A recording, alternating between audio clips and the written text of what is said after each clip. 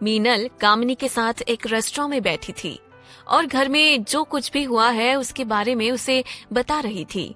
वो बोली, हमने जैसा प्लान किया था सब कुछ वैसा ही हो रहा है। कुणाल और कीर्ति के रिश्तों में दरार पड़ चुकी है। रंजीत भी ना जाने किस वजह से कीर्ति से नाराज है और इस बात का फायदा इतना हुआ कि रंजीत ने खुद कीर्ति को घर से निकलने के लिए भी मना कर दिया है। वो दिन अब दूर नहीं जब कीर्ति खुद घर छोड़ने के लिए मजबूर हो जाएगी। मीनल अपनी बात कहते समय काफी उदास लग रही थी। उसकी सारी बात सुनने के बाद कामिनी के चेहरे पर एक कुटिल मुस्कान थी। उसने मुस्कुराते हुए मीनल से कहा, सब कुछ हमारे मुताबिक ही तो हो रहा है, फिर तुम परेशान क्यों हो रही हो? मीनल ने मायूस नजरों से कामिनी की तरफ देखते हुए कहा, हाँ, हमारे मुताबिक सब कुछ हो रहा है। वो कीर्ति परेशान है और जल्द ही एक दिन घर छोड़कर भाग जाएगी, लेकिन इन सब के बीच मेरा बेटा और मेरे हस्बैंड दोनों टेंशन में है और मैं अपने स्वार्थ के लिए उन्हें तकलीफ में नहीं देख सकती। तुम्हारे बेटे का तो समझ में आता है, वो उसकी वाइफ है तो उसका परेशान होना जायज है, पर तुम्हारी हस्बैंड क्यों? मीनल ने कामिनी के सवाल का जवाब देते हुए कहा, यही बात तो मुझे भी परेशान कर रही है। बिना मेरे कुछ किए रंजीत कीर्ति पर नाराज है। उनकी नाराजगी की वजह तो मुझे नहीं पता, लेकिन इतना जरूर समझ गई हूँ कि कीर्ति को तकलीफ में देखकर वो खुद भी तकलीफ में है। कामिनी ने उसे समझाते हुए रिलैक्स्ड होकर कहा, डोंट वरी, वो उस घर में है ना, इसलिए तकलीफ हो रही है। जिस दिन चली जाएगी कुछ दिनों बाद वो भी ठीक हो जाएंगे। कामिनी की बात सुनकर मीनल ने खुद को सांत्वना दिया और उससे बोली, यू आर राइट, अब तो बस इंतजार है कि कितनी जल्दी वो लड़की घर से निकले। मीनल आराम से अपनी सारी बात कामिनी से बता रही थी, लेकिन कामिनी उसे इस तरह से देख रही थी जैसे अंदर ही अंदर उसने अपना मकसद पूरा कर लिया हो। वही कीर्ति गाड़ी चलाते हुए उस गली में पहुंच गई थी।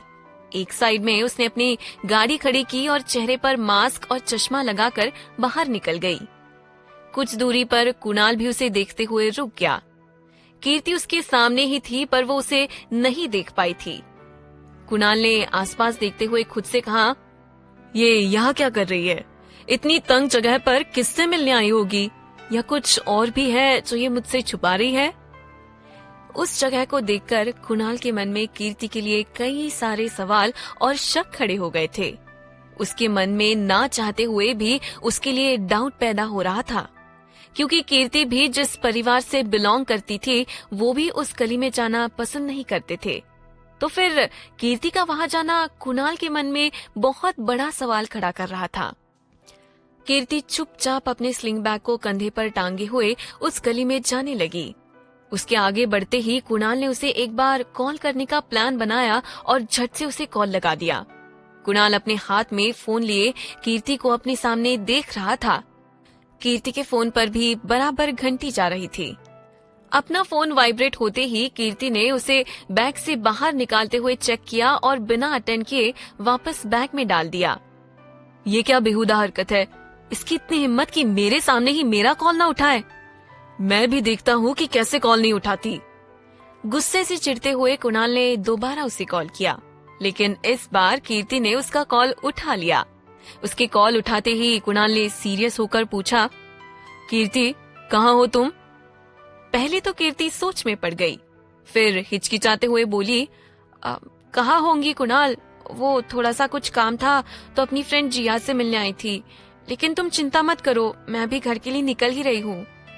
अपनी बात पूरी करके कीर्ति ने झट से फोन काट दिया।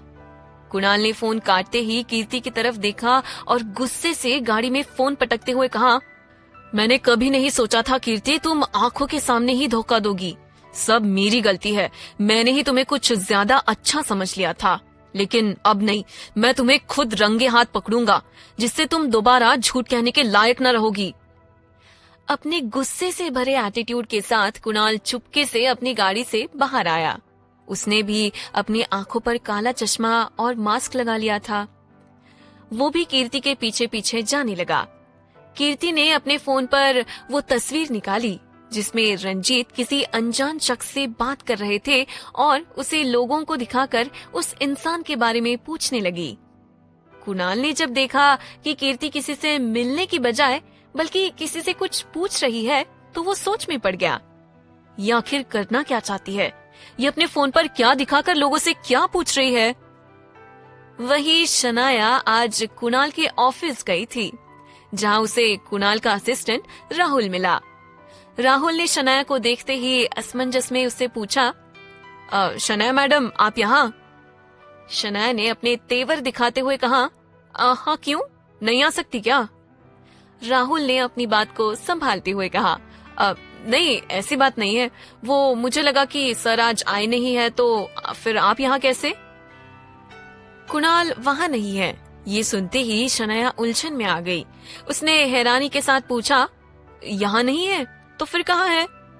राहुल ने अपनी नजरें झुकाकर पोलाइट होकर कहा, अभी तक तो नहीं आए हैं, आज उनकी अर्जेंट मीटिंग भी थी लेकिन उनके ना आने की वजह से कैंसिल करनी पड़ी। उसकी बात सुनकर शनाया खुद कंफ्यूज हो गई और बड़बड़ाते हुए बोली, मैंने उसे कितने बार कॉल किया लेकिन उसने एक बार भी कॉल अटेंड नहीं किया। मुझे लगा कि वो मीटिंग में होगा इसलिए मैं यहाँ आ गई, लेकिन वो तो यहाँ भी नहीं है। ये कुणाल को हो क्या रहा है? उस लड़की की वजह से ये मुझे इग्नोर करने लगा है। और कुछ मैम? राहुल ने उसे टोकते हुए पूछा, लेकिन शनाया चुपचाप खड़ी थी। उसे चुप देखकर राहुल वहां से चला गया। शनाया जब होश में आई तो उसने देखा कि राहुल वहां नहीं है, तो वो और चिढ़ गई और अपना पैर पटकते हुए बोली, जैसा कुणाल वैसे उसके ऑफिस एम्प्लॉइज, अब मीनल आंटी से ही बात करनी पड़ेगी। कहते हुए शनाया की आंखें चमकने लगी और वो कुणाल के ऑफिस में आ गई। पूरे कुर्सी को लालच भरी नजरों से देखते हुए उस पर शान से हाथ फेरने के बाद वो उस पर बैठ गई और मीनल को कॉल करने लगी। कुछ देर बाद जब मीनल ने कॉल उठाया तो शनाया ने तुरंत उनसे पूछा, हेलो आंटी, कुणाल के फोन पर कॉल नहीं लग रहा था तो मैंने सोचा आपको कॉल कर लूं। दूसरी तरफ से मीनल ने उसे जवाब देते हुए कहा, अच्छा हुआ शनाया तुमने मुझे कॉल कर लिया, इस घर में आने की तैयारी अब शुरू कर दो, अब वो दिन दूर नहीं जब वो लड़की इस घर से बाहर जाएगी।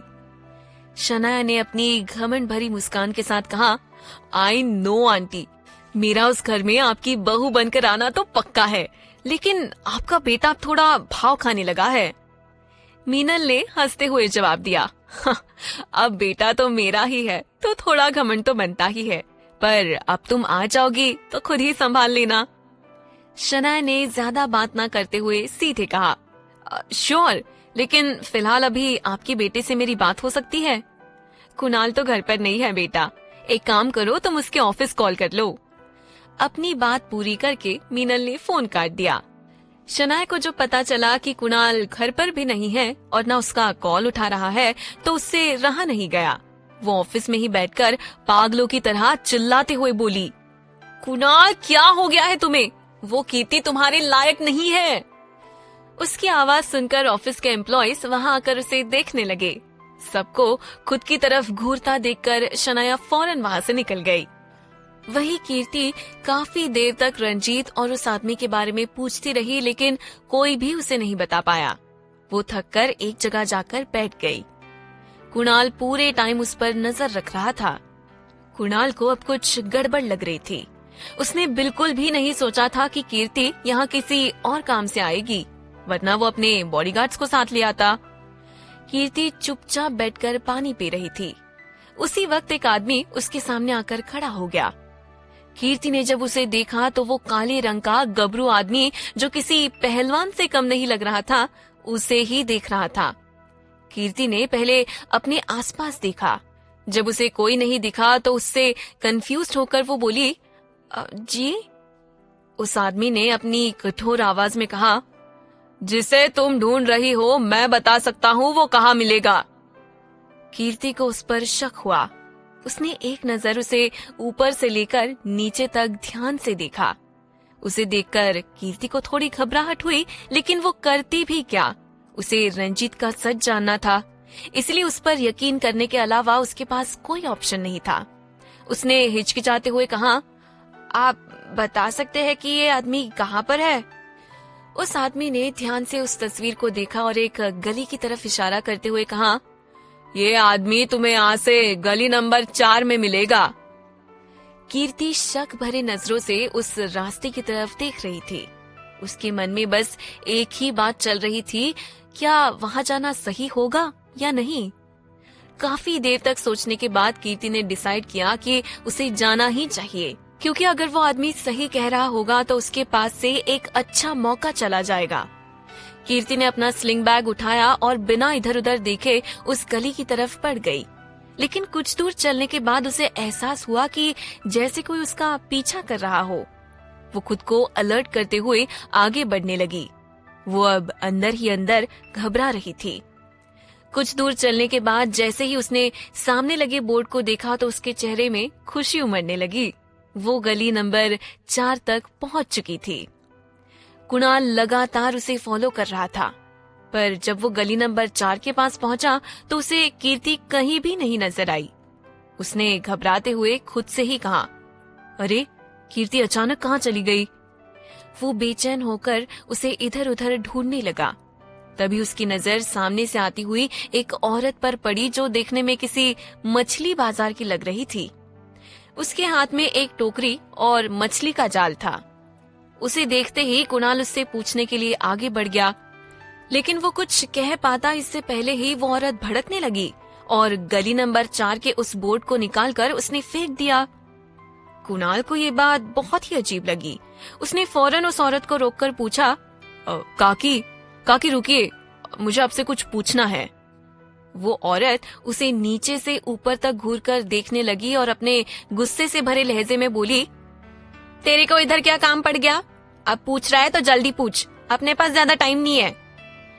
कुणाल से किसी ने पहली बार इतने घटिया तरीके से बात की थी जो उसे हजम नहीं हुई, लेकिन कीर्ति के लिए वो चुप रह गया और फौरन उससे बोला, इस गली के बोर्ड को आपने ऐसे क्यों हटा दिया?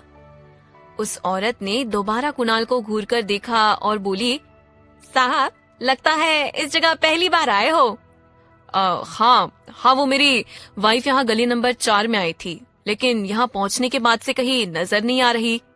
उस औरत ने तुरंत कुणाल के मुंह पर कहा, लो भाई, हो गया एक और काम। कुणाल समझ नहीं पाया और उलझन भरी नजरों से उस औरत को घूर कर देखने लगा। उस औरत ने कहा, साहब ये कोई गली नंबर 4 नहीं है। यहाँ बच्चे अक्सर लोगों के साथ मजाक करने के लिए इस जगह पर दूसरे गली का बोर्ड लगा देते हैं, लेकिन कुछ दिनों से ये लोगों के क्राइम का एक तरीका बन गया है। क्या क्राइम? ये शब्द सुनते ही कुणाल के दिल की धड़कन रुक सी गई। उसके हाथ पैर ठंडे से पड़ने लगे। तभी उस औरत ने कहा, अगर आपकी वाइफ यहाँ किसी के बुलाने पर आई है तो जरूर कोई उसके साथ मजाक कर रहा होगा, या फिर किसी ने अपना बदला लेने के लिए उन्हें बुलाया होगा। अपनी बात खत्म करते ही वो औरत वहां से चली गई, लेकिन कुणाल सन्न सा होकर खड़ा था। उसे अब कीर्ति की फिक्र होने लगी थी। कीर्ति मुश्किल में है, कहीं उसकी जान। नहीं, मैं उसे कुछ नहीं होने दूंगा, लेकिन अब मैं करूं क्या? कुणाल भड़बड़ाते हुए अपनी पॉकेट और कोट की जेब में अपना फोन ढूंढने लगा। अरे नहीं, ये क्या, मैंने तो फोन कार में ही छोड़ दिया। अब क्या करूं? काफी अंदर आ गया हूँ, यहाँ से वापस भी नहीं जा सकता। अगर गया तो कीर्ति को नहीं ढूंढ पाऊंगा। उसे समझ नहीं आ रहा था कि वो अब क्या करे। इस भूल भुलैया जैसी जगह पर किसकी मदद ले? उसका मन रह रहकर बेचैन होने लगा था।